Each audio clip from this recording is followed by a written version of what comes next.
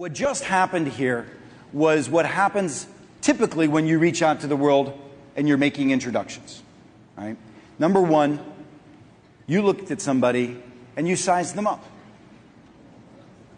You thought to yourself, is this person interesting? Is this person smart? Is this person talented? Does this person have a big stick up their back end? Whatever. You sat back and you judged them. We are all the perpetuators and the victims of prejudice every day. There's not a single person in this room that hasn't been inappropriately prejudged. There isn't a single person in this room that hasn't been the perpetuator of prejudice. I say that everybody in this room has been the victim of prejudice. I mean, even look at Tom, that white cracker, the Tom Biz. This guy has been the victim of prejudice. And you know why I know that? I told this story before. Just recognize that every time somebody's in front of you, there is a potential for a soul to touch. And guess whose soul that is? It's not theirs, it's yours. Every time you see somebody, you've got to make a choice to care. You've got to make a choice to care. And oddly enough, relationships in this world is a choice. It's a choice that you can decide right now, the next person that I talk to, I'm going to care. It's that simple. It doesn't take you any longer to choose to care than it did to choose to get that last introduction over with because the guy on stage told me to do it. I want you to go back to that same person that, in a moment, you guys are very quick to act. When I say go, I want you to go back to that same person and I want you to practice a simple exercise.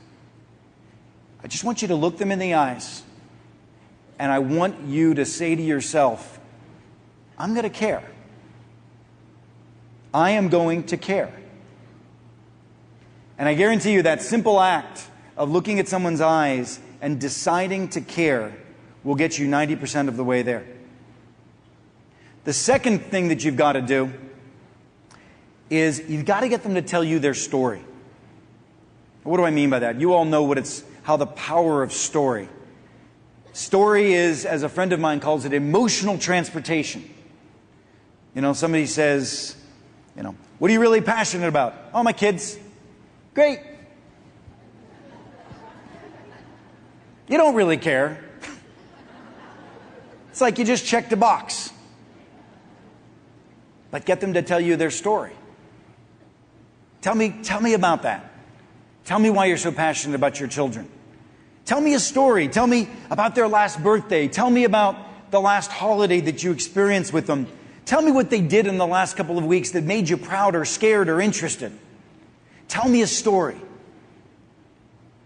What you're doing and what I want all of us to do in this world, and this will transform your life. If you take nothing away from the time that we're going to spend together going forward, if you do nothing else, but just remember this, your jobs in life are to walk around the world, creating an environment around yourself that invites people in to want to have a better relationship with you. Your job in this world is to walk around the world creating an environment that invites people in to want to have a better relationship with you. God, I look out on this couple of thousand people and I just realize that if every one of you in this room were to begin to do that, the impact and the touch that it would have on your worlds and our society for that matter. Our churches aren't as full as they used to be. Our community centers aren't as full as they used to be. People don't join clubs. They go into gyms and they put iPods on and they isolate themselves. Where is our community? Naturally, as human animals, and we're animals, we are hardwired and designed to work in community. Back in the olden days, they were called tribes. In the way olden days, when it was like 70,000 years ago and there were only 12 of those tribes in Africa. And those groups, if they didn't connect and come together, they wouldn't survive. As a result, as humans, we are hardwired to our DNA, to our core, to connect, to serve, to help each other be successful. Because if we didn't, we were thrown out, we'd be eaten by mountain lions by ourselves. So we got to connect. And we long for it. When you do connect, that's your time that I say you feel an exhale.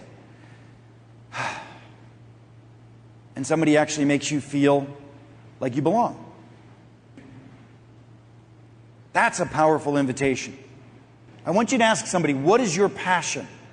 And as they start to tell you, I want you to say, what is your story? Tell me your story about that passion. Your children, your hobbies, your whatever. Tell me your story. And I want you to share, and I want both of you to get good time. So you're only going to get 4 minutes to do this. You got 2 minutes each. Go for it.